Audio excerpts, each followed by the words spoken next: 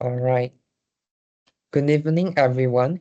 Thank you for joining us today for this important discussion. My name is Tojan He, and I'll be your moderator for this session. Welcome to our panel discussion titled Waves of Waste Tackling Marine Pollution in Malaysia. Marine pollution is not just a distant environmental issue, it's a rising crisis here in Malaysia, threatening our biodiversity, endangering public health, and putting vital factors like tourism and fishery at risk. From plastic waste to industrial discharge, the health of our ocean reflects the health of our nation. Clearly, something must change, and that's why we are here. Today, we're honored to be joined by an esteemed group of panelists who bring with them diverse perspectives. Let me now introduce our panelists today. First, we have Datuk Sri KEISHINIE, the CEO of Blue Heaven EcoWorks, a pioneering green enterprise that integrates eco-innovation into marine conservation efforts. Next, we are joined by Ms. HANNA, a respected economist whose research focuses on the intersection of environmental policy and also the sustainable development. Her insights are going to help us to make a more effective marine policy in Malaysia. Last but not least, we have Ms. ADLIN, a dedicated activist from Blue Hope Malaysia. Blue Hope Malaysia is a grassroots NGO working tirelessly to combat plastic waste and raise public awareness through education. So in the next hour, we will be discussing, firstly, the current laws and policies in Malaysia regarding to the marine pollution, and then the economic and social impacts caused by the marine pollution, and lastly, the solutions. After the panel session, we'll open the floor for a Q&A session. So please jot down all of your questions as we go because we want it to become an interactive dialogue. So let's get started. Our first panelist is Datuk Sri Kashini. To set the stage for today's discussion, could Datuk walk us through the Malaysia's current legal and regulatory mechanisms for addressing marine pollution and whether there have been some significant updates in recent years? Thank you for your question, Mr. To. Yes, what you say is true. But when we talk about laws and enforcement framework, it can sound really technical. But let me bring you into a real life story that happened that I personally involved in. The one that remind me why strong legal enforcement matters so much. So a few years ago, I was working with a local fishing community in Selangor. They have been noticing fish were getting harder to catch, the water was starting to get murky, there was an oil stain on the boat, and they were so worried about it. So we started to do some digging and we found out that a nearby shipping company has been illegally discharging waste into the sea. The community then reported this, and this case went to the court, and the company has been fined for quite amount. And this only happened because of the Section 27 of Environmental Quality Act 1974, which makes it illegal to dump oils into our waters. But here's the issue. Back then, the penalties was just 500,000 or 5 years of jail. For a big company, I know everyone knows it's just a cost of doing business, right? And that's why I was really encouraged when in 2024 the act was amended. Now the fine can go up to 10 million. That's the kind of figure that actually makes company to stop and think. And unfortunately, we have seen why these tough rules are so necessary, right? Remember the awful Kim Kim River pollution incident in 2019? Yeah, that's the one that was on top of the news at that time, right? Yes, you are absolutely right. It wasn't an oil spill, But it was a massive chemical dumping disaster in Johor. Thousands were affected. Schools were shut down. Everyone were economic was quite affected too, if I'm not mistaken. It was terrifying. It really shows how destructive illegal dumping can be. All of this constantly remind us why we need to have a strong enforcement and accountability. So now let's talk about the EIA, Environmental Impact Assessment. It's basically if you want to build something like an offshore project, you have to have the proof that it won't harm the environment. But in one case that I personally involved in, which happened in Johor, construction started even before the community knows about it. There was no proper EIA was shared. And by the time the community knows about it, by the time they want to spoke up about it, the coral reef were already destroyed. The law under the section 34A requires the EIA before high impact projects can even begin. And since 2012 and more recently 2024, authorities can now stop work can now issue a stop work order and impose a tough penalties if companies tries to skip the process or even fake their reports. So the law is not just a checkbook anymore. And finally, enforcement. Who is actually on the water making sure all of this is followed? Do you guys know? Wait, I think I know about it. Is it the one, is it MMEA, if I'm not mistaken?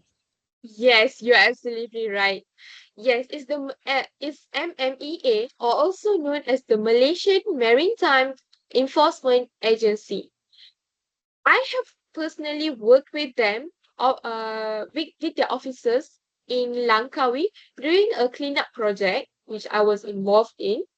And I need to tell you, they are the best. They are sharp. They have told me about some stories of their late night patrols, chasing suspicious vessels, and so much more. And since 2017, they have also been known as the Malaysia Coast Guard, which give them a stronger regional visibility. And this is very crucial because marine pollution doesn't respect borders. We all we all know that, right? And sometimes waste drift from our neighbors because there isn't a proper uh thing for that, and that's why we need the collaboration. So yes, Malaysia does have laws, we have updates, and we also have the people. But right now, what we need now is the public awareness and the consistent enforcement. Because when a fisherman knows what section of law to quote and the students report suspicious discharge video on TikTok, that's when the law truly comes alive. So I think that's all from me. I'm open for any discussion or questions. Thank you, Thank you, Dr. Sri Kashini, for that detailed overview. It's encouraging to see how Malaysia's legal framework has evolved to strengthen our environmental protection. So now let's turn to economic perspective.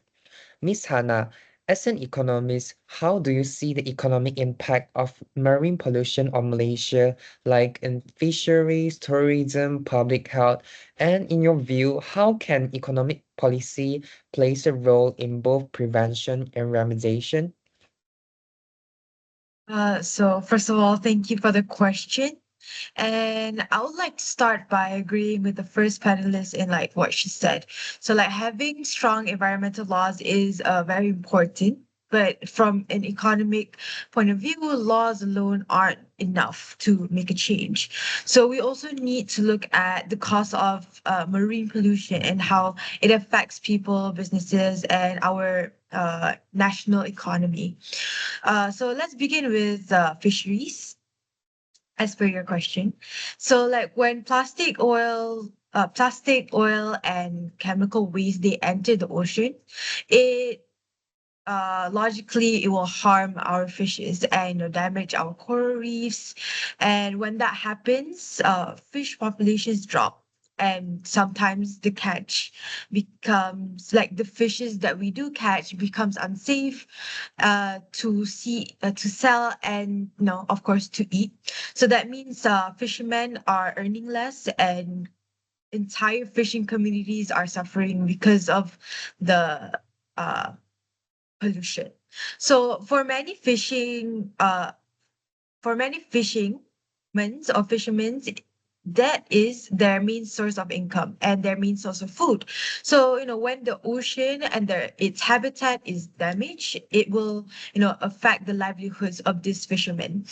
So, next thing that will also be affected by the pollution of marine pollution is also tourism. So, like logically, what tourists would like to visit dirty beaches and polluted waters, you know, uh, so these things will only drive visitors away.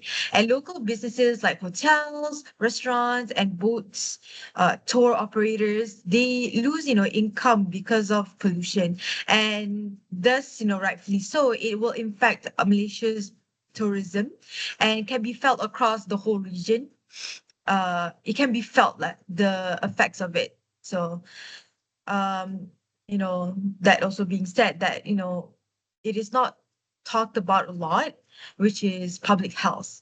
So polluted seafood, polluted fishes, uh, there are a lot of plastic pollution in our oceans. So rightfully so, there's also a lot of microplastics that we can't see. So this can cause serious health issues, especially when people eat the seafood without knowing it, without any awareness. Children or like, pregnant women, coastal communities, especially those with lower income, are at risk the most because they rely more on seafood and they have less access to healthcare. So marine pollution also increases their health costs, medical costs, and it just widens the social inequality, because they just have less resources to depend on. So, how can economic policies help with this? So, in my opinion, there are two ways to, counteract this pollution. So the first one is incentives and the second one is investments. So first, the government. I propose that the government can offer tax breaks or subsidies for businesses that use eco-friendly practices like reducing plastic packaging or switching to clean fishing methods. So these changes not they encourage not through punishment but through giving businesses support. And secondly, we can also use something called blue finance, a term learned by Kurupu by his academic article or book. It means using special funding to support ocean-friendly projects, like, for example, beach cleanups, coral reef restorations, or helping fishing communities transition from sustainable alternatives no, sorry, transition to sustainable alternatives like seaweed farming or ecotourism. So just like imagine fishing villages, where populations were ruined by the catch or their catch has been ruined. With blue finance, they could support and start something new, like build tourist homestays near the marine park. So it's a win-win for the people and also our economy, our planet, etc.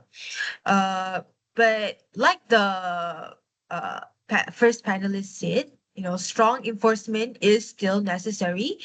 Laws must be followed, and polluters must be, held accountable for their actions. I strongly agree with that. but we can also combine it with some smart economic planning, and so we can see better results. So people are like more likely to protect our oceans when they see it also, and it also protects their income and the future and their future. So I think we can move on to the next question. Thank you, Miss Hannah, for those insightful points. Yes, I agree. Who would like to swim in an ocean that's full of rubbish floating on the surface? Because so I think it's very, very important that we find a way to help the ocean. So now let's hear from the ground level. So we have Miss Ali, and she's someone that is actively involved in advocacy with Blue Hope Malaysia. Miss Aline, can you share about how marine pollution is affecting local communities and what role does civil society and public engagement plays in driving change from the bottom up? So, Miss Aline, now is your time. Thank you, moderator. I completely agree with what Miss Hannah shared just now. I've also seen how serious marine pollution has impacted our economy, especially in sectors like fisheries and tourism. The points that you mentioned really highlight why we need urgent action. So now I would like to share some solutions that are able to help us combat marine pollution more effectively in our country. So from our frontline work, we see communities actively supporting two critical solutions that need urgent implementation, which is the first one, enhanced maritime security, and second, stricter enforcement of environmental laws. So let's talk about the first one, which is the maritime security. Coastal communities are begging for better surveillance to stop illegal dumping at sea. Right now, our NGO documents cases where polluters exploit weak monitoring to dump waste just beyond coastal waters. The government's 2025 plan to deploy drones and strengthen naval patrols, as reported in the Sun media, cannot come soon enough. That's why we are training fishermen to use simple GPS tools to report suspicious activities, which proves the grassroots efforts can amplify security measures. Let's move on to the second one, which is the enforcement of environmental laws. As Director General of the Department of Environment, Dr. Wan Abdul Latif Wan Jafar, he rightly stated in 2023 that we need harsher punishments that matches the severity of environmental crimes. Current fines are laughable compared to the damage caused. When the Department of Environment, or DOE for short, proposed 10 million ringgit penalties and mandatory jail terms, our coastal communities held rallies in full support. Why? Because they witness daily how weak enforcement destroys their livelihood, where a single illegal dump can wipe out a season's fish catch. Yet, offenders walk away with only trivial fines. So, we are now mobilizing volunteers as enforcement watchdogs at pollution hotspots. This, these aren't just policy debates. They are survival issues for coastal Malaysians.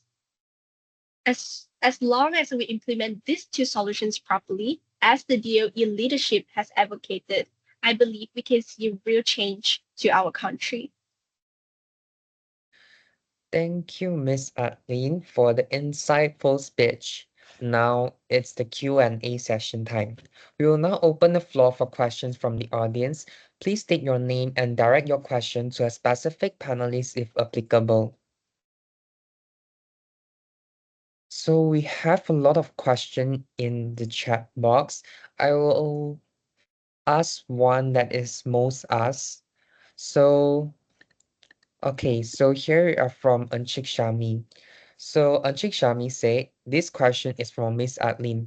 From your experience, what are some of the biggest challenges you face when engaging the public in marine conservation efforts, and how do you overcome these challenges? Okay, thank you to the moderator, and thank you, Inchit Shahmi, for the question. So, one of the biggest challenges is getting the public to see how marine pollution affects them personally in their daily life. Because many people think this marine pollution is a distant problem. So, yeah, raising awareness is one of the biggest challenges that we face. And another challenge is changing everyday habits. For example, like reducing plastic use. So to overcome this problem, our NGO usually focus on community engagement, for example, through school talks, organizing beach cleanups, and also using a social media. Because as you see, social media is a very good an excellent platform to make the issue more relatable and encourage action. All right, thank you, Miss Adeline. So I have one question that I personally really like. It's directed to Datuk Sri KEISHINIE. So the question is, you mentioned how 500,000 ringgit used to be just a cost of doing business for some companies. In your opinion, have these new 10 million penalties actually changed company behavior on the ground? So, Dr. Sri Kashini? That's a great question, actually, Miss So. In my experience, yes, this increase of penalties has actually made companies to become more cautious and to think twice before they take an actions. There are more companies now. There are more emphasis on compliance, especially among the industry that operate near the coast. You see, more companies now are hiring proper environmental consultants, and they are a lot more responsive when authorities ask for reports or inspections happening. So the deterrent effect is actually real. It's no longer something that they can just brush off as 10 million is a big loss for a business company. So they are actually taking action before they are thinking twice before taking an action. So I feel like increasing the penalties was the best thing that have ever been done. All right, thank you, Dr. Sri Kashini. So we have a lot of more questions, but unfortunately our time is limited. But thank you to all our panelists for your insightful perspective and to all of our audience for being such an attentive part of this conversation. To summarize, marine pollution is a national issue. It's not just an environmental one. It affects livelihoods, health, and or food. So as we wrap up, I encourage each of you, whether you are a student, policymaker, educator, businessman, or consumer, to support businesses and policies that prioritize sustainability and to educate others on impact of marine pollution. Last but not least, we have to advocate for stronger enforcement of environmental law in Malaysia. Lastly, on behalf of the organizing team, thank you once again to our incredible panelists for their time and knowledge, and to all of you in audience for your participation. Let's ride the wave of change before it's too late. Have a wonderful day. Thank you so much, everyone. Thank you for the opportunity given. Thank you, everyone. Thank you. Thank you.